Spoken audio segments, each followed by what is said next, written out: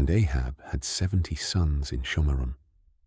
And Jehu wrote letters and sent to Shomeron, to the rulers of Yisrael, to the elders, and to the guardians of Ahab, saying, And now, when this letter comes to you, since your master's sons are with you, and you have chariots and horses, and a walled city, and weapons, choose the best and most upright of your master's sons, and set him on his father's throne, and fight for your master's house. And they were greatly afraid, and said, Look, 2 sovereigns have not stood before him. How do we stand, we? And he who was over the house, and he who was over the city, the elders also, and the guardians, sent to Jehu, saying, We are your servants, and all that you say to us we do. We do not set up anyone to reign. Do what is good in your eyes. And he wrote a second letter to them, saying, If you are for me, and if you obey my voice, take the heads of the men, your master's sons, and come to me at Yisrael by this time tomorrow. Now the sovereign's sons, 70 beings, were with the great men of the city, who brought them up. And it came to be, when the letter came to them, that they took the sovereign's sons and slew them, 70 men, and put their heads in baskets, and sent them to him at Yisrael. Then a messenger came and informed him, saying, They have brought the heads of the sovereign's sons. And he said, Make them 2 heaps at the entrance of the gate until morning. And it came to be in the morning that he went out and stood and said to all the people, You are righteous. Look, I conspired against my master and killed him. But who struck all these? Know now that not one word of Yahuwah, which Yahuwah spoke concerning the house of Ahab, does fall to the ground. For Yahuwah has done what he spoke by his servant Eliyahu. And Jehu struck all those left of the house of Ahab in Yisrael, and all his great men and his friends and his priests, until he left him without a survivor. And he rose up to go, and went to Shomeron. On the way, at Beth Eked of the shepherds, Jehu met the brothers of Ahaziahu, sovereign of Yehudah, and said, Who are you? And they answered, We are brothers of Ahaziahu, and we have come down to greet the sons of the sovereign, and the sons of the sovereigness mother. And he said, Take them alive.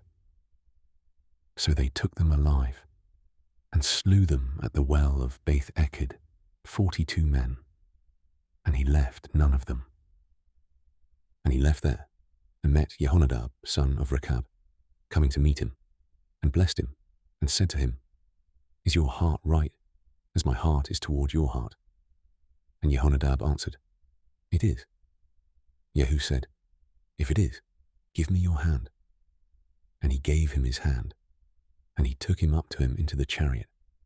And he said, Come with me, and see my ardor for Yahuwah. And they made him ride in his chariot. And he came to Shomeron, and struck all those left of Ahab in Shomeron, till he had destroyed them, according to the word of Yahuwah, which he spoke to Eliyahu. And Jehu gathered all the people, and said to them, Ahab served Baal a little. Jehu serves him much. And now, call to me all the prophets of Baal, all his servants, and all his priests. Let no one be missing, for I have a great slaughtering to make to Baal. Anyone who is lacking shall not live. But Jehu did this deceptively, in order to destroy the servants of Baal. And Jehu said, Set apart an assembly for Baal. So they proclaimed it. And Jehu sent throughout all Yisrael, and all the servants of Baal came. so that there was not a man left who did not come. And they came into the house of Baal, and the house of Baal was filled from end to end.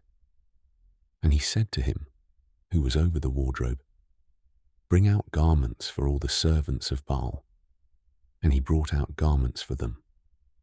And Jehu and Jehonadab, son of Rechab, went into the house of Baal, and said to the servants of Baal, "Search and see that no servants of Yahuwah are here with you, but only the servants of Baal."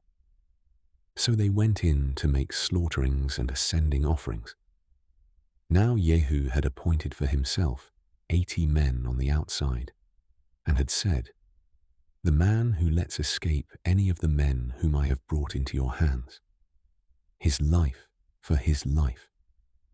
And it came to be, when he had finished making the ascending offering, Jehu said to the guard and to the officers, "Go in, strike them, let no one come out." And they struck them with the edge of the sword. And the guards and the officers threw them out and went into the inner room of the house of Baal, and brought out the pillars of the house of Baal, and burned them, and broke down the statue of Baal, and broke down the house of Baal, and made it a latrine to this day. Thus Jehu destroyed Baal out of Israel. However, Jehu did not turn away from the sins of Jeroboam, son of Nebat, who had made Israel sin, from the golden calves that were at Beth El and Dan. And Yahuwah said to Jehu, "Because you have done well by doing what is right in my eyes, and have done to the house of Ahab all that was in my heart, your sons are going to sit on the throne of Israel to the 4th generation." But Jehu did not guard to walk in the Torah of Yahuwah Elohim of Israel with all his heart, for he did not turn away from the sins of Jeroboam, who had made Israel sin. In those days, Yahuwah began to cut off some in Israel, and Hazael struck them throughout all the border of Israel, from the Yarden to the sun rising, all the land of Gilead, the Gadites, and the Reubenites, and the Menashehites, from Aroer, which is by the Wadi Arnon, including Gilead and Bashan, and the rest of the acts of Jehu, and all that he did, and all his might. Are they not written in the book of the annals of the sovereigns of Israel? So Jehu slept with his fathers, and they buried him in Shomeron. And Jehoahaz, his son, reigned in his place. And the days that Jehu reigned over Israel in Shomeron were 28 years.